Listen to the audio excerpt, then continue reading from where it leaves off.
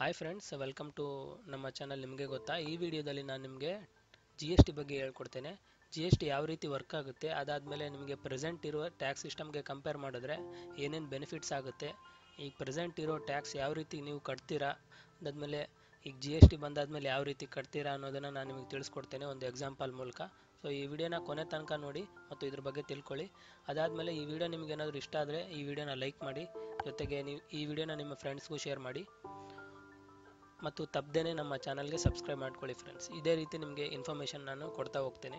ಎರಡು ಕಂಪೇರ್ ಮಾಡಿಬಿಟ್ಟು ನಿಮಗೆ ಹೇಳ್ತೇನೆ ಯಾವ ರೀತಿ ಅಂತ. ಮೊದಲನೇದಾಗಿ ಪ್ರೆಸೆಂಟ್ ಟ್ಯಾಕ್ಸ್ ಸಿಸ್ಟಮ್ ಅಂತ, ಅದಾದಮೇಲೆ ಜಿ ಎಸ್ ಟಿ ಅಂತಂದರೆ ಗೂಡ್ಸ್ ಆ್ಯಂಡ್ ಸರ್ವಿಸಸ್ ಟ್ಯಾಕ್ಸ್ ಅಂತ.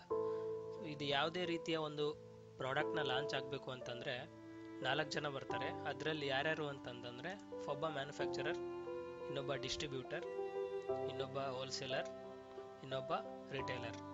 ಸೊ ಮ್ಯಾನುಫ್ಯಾಕ್ಚರರ್ ಏನು ಮಾಡ್ತಾನೆ ಅಂತಂದರೆ, ಅವನದೊಂದು ಇಂಡಸ್ಟ್ರಿ ಇರುತ್ತೆ. ಆ ಇಂಡಸ್ಟ್ರಿಯಲ್ಲಿ ಅವನ ಪ್ರಾಡಕ್ಟ್ನ ತಯಾರು ಮಾಡ್ತಾನೆ. ಸೊ ಈಗ ತಿಳ್ಕೊಳ್ಳಿ, ಒಂದು ಮೊಬೈಲ್ ತಯಾರಿ ಮಾಡ್ತಾನೆ ಅಂತ ಅಂದ್ಕೊಳ್ಳಿ. ಆ ಮೊಬೈಲ್ಗೆ 100 ರೂಪಾಯಿ ಆಗುತ್ತೆ ಅಂತ ಅಂದ್ಕೊಳ್ಳಿ. ಸೊ ಅವನಿಗೆ ಆ 100 ರೂಪಾಯಿಗೆ 100 ರುಪೀಸ್ ಪ್ರಾಫಿಟ್ ಆ್ಯಡ್ ಮಾಡಿಬಿಟ್ಟು 200 ರುಪೀಸ್ ಆಗುತ್ತೆ. ಸೊ ಈಗ 200 ರುಪೀಸ್ಗೆ ಅವನು 10% ಟ್ಯಾಕ್ಸ್ ಅಂದರೆ 20 ರುಪೀಸ್ ಆಗುತ್ತೆ. ಸೊ ಈಗ 10% ಟ್ಯಾಕ್ಸ್ ಕಟ್ತಾನೆ. ಅವನು ಕಟ್ಬಿಟ್ಟು 220ಗೆ ಅವನು ಡಿಸ್ಟ್ರಿಬ್ಯೂಟರ್ಗೆ ಮಾರ್ತಾನೆ. ಸೊ ಟೋಟಲ್ ಈಗ ಮ್ಯಾನುಫ್ಯಾಕ್ಚರರಿಂದ ಡಿಸ್ಟ್ರಿಬ್ಯೂಟರ್ಗೆ ಬಂದಿರೋ ಅಮೌಂಟು 220 ರುಪೀಸ್. ಸೊ 220 ರುಪೀಸ್ಗೆ ಅವನು ಡಿಸ್ಟ್ರಿಬ್ಯೂಟರು ತಗೋತಾನೆ ಮ್ಯಾನುಫ್ಯಾಕ್ಚರಿಂದ. 220 ರುಪೀಸಿಗೆ ತಗೊಂಡು ಈಗ ಅವನು 50% ಪ್ರಾಫಿಟನ್ನು ಅವನಿಗೆ ಆ್ಯಡ್ ಮಾಡ್ಕೋತಾನೆ. ಅವಾಗ ಏನಾಗುತ್ತೆ ಅಂತಂದರೆ 270 ರುಪೀಸ್ ಆಗುತ್ತೆ.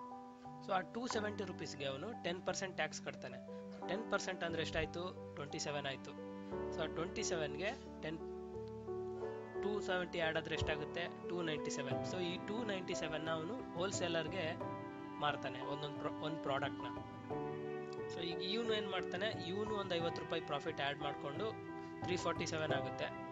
ಅವಾಗ ಏನಾಗುತ್ತೆ ಅಂತಂದರೆ 347ಗೆ 10% ಅಂದರೆ 34.7. ಸೊ ಆ 34.7 ಕಟ್ಬಿಡ್ತಾನೆ. ಕಟ್ಬಿಟ್ಟು ಟೋಟಲ್ ಆಗಿ ರಿಟೇಲರಿಗೆ ಮಾರೋದವನು ಎಷ್ಟಂತಂದರೆ 381.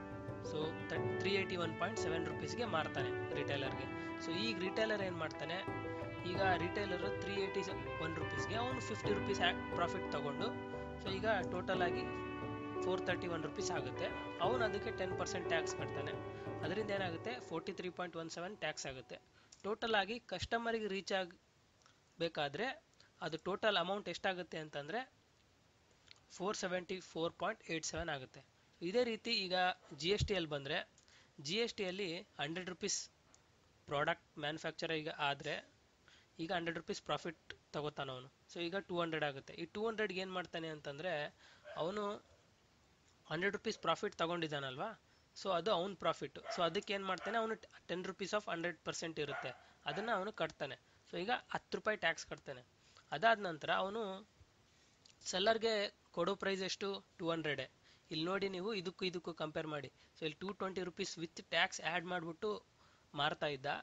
ಈಗ ಇಲ್ಲಿ ಹೆಂಗೆ ಅಂತಂದರೆ, ಟ್ಯಾಕ್ಸ್ ಅವನ ಪ್ರಾಫಿಟಲ್ಲಿ ಅವ್ನು ಕಟ್ಕೊಂಡು ಅವನಿಗೆ 200 ರುಪೀಸ್ ಆಗುತ್ತೆ ಟೋಟಲ್. ಸೊ ಅದನ್ನು ಮಾರ್ತಾನೆ. ಅದೇ ರೀತಿ ಈಗ ಡಿಸ್ಟ್ರಿಬ್ಯೂಟರ್ ಅದೇ ಥರ 50 ರುಪೀಸ್ ಪ್ರಾಫಿಟ್ ಆ್ಯಡ್ ಮಾಡಿಕೊಂಡು 250 ರುಪೀಸ್ ಸೆಲ್ಲಿಂಗ್ ಪ್ರೈಸ್ ಮಾಡಿ, ಈಗ 10% ಆಫ್ 50 ಅಂತಂದರೆ 5 ರುಪೀಸ್. ಸೊ 5 ರುಪೀಸ್ ಅವನು ಟ್ಯಾಕ್ಸ್ ಕಟ್ತಾನೆ, 250ನ ಅವನು ಮಾರ್ತಾನೆ. ಇದೇ ರೀತಿ ಹೋಲ್ಸೇಲರ್ಗೂ ಆಗುತ್ತೆ. ಸೊ ಈಗ ರಿಟೇಲರ್ಗೆ ಬಂದಾಗ ಏನಾಗುತ್ತೆ, ರಿಟೇಲರ್ಗೆ 300 ರುಪೀಸ್. ಇಲ್ಲಿ ಪ್ರೆಸೆಂಟ್ ಸಿಸ್ಟಮಲ್ಲಿ ಕಂಪೇರ್ ಮಾಡಿದ್ರೆ 381 ಆಗುತ್ತೆ, ಇಲ್ಲಿ 300 ಆಗಿದೆ. ಸೊ ಈ ಕಸ್ಟಮರ್ ಪ್ರೈಸ್ ಟೋಟಲ್ ಆಗಿ ಬಂದಾಗ ಏನಾಗುತ್ತೆ, 350 ರುಪೀಸ್ ಅಷ್ಟೇ ಆಗುತ್ತೆ. ಸೊ ಈ ರೀತಿ ಫ್ರೆಂಡ್ಸ್, ಈ ರೀತಿ ಟ್ಯಾಕ್ಸ್ ಡಿಫ್ರೆನ್ಸಿಯೇಷನ್ ಆಗುತ್ತೆ. ಇದರಿಂದ ಕೆಲವೊಂದು ಪ್ರಾಡಕ್ಟ್ಸ್ ಕಡಿಮೆ ಆಗ್ಬೋದು, ಕೆಲವೊಂದು ಪ್ರಾಡಕ್ಟ್ಸ್ ಜಾಸ್ತಿ ಆಗ್ಬೋದು. ಇಷ್ಟೇ ಫ್ರೆಂಡ್ಸ್, ಇದೇ ಡಿಫ್ರೆನ್ಸಿಯೇಷನ್ ಇರೋದು ಪ್ರೆಸೆಂಟ್ ಟ್ಯಾಕ್ಸ್ ಸಿಸ್ಟಮ್ಗೂ ಗೂಡ್ಸ್ GSTಗೂ. ಸೊ ಈ ವಿಡಿಯೋ ನಿಮ್ಗೆ ಇಷ್ಟ ಆಗಿದೆ ಅಂತ ಅನ್ಕೋತೀನಿ. ನಿಮ್ಗೆ ಇಷ್ಟ ಆದರೆ ಈ ವಿಡಿಯೋನ ಲೈಕ್ ಮಾಡಿ ಮತ್ತು ಈ ವಿಡಿಯೋನ ನಿಮ್ಮ ಪೇರೆಂಟ್ಸ್ಗೂ ನಿಮ್ಮ ಫ್ರೆಂಡ್ಸ್ಗೂ ಶೇರ್ ಮಾಡಿ, ಯಾಕೆಂದರೆ ಅವರು ತಿಳ್ಕೊತಾರೆ ಇದ್ರ ಬಗ್ಗೆ. ಅದಾದಮೇಲೆ ನಮ್ಮ ಚಾನಲ್ಗೆ ಸಬ್ಸ್ಕ್ರೈಬ್ ಮಾಡೋದು ಮಾತ್ರ ಮರಿಬೇಡಿ. So thank you friends, bye bye.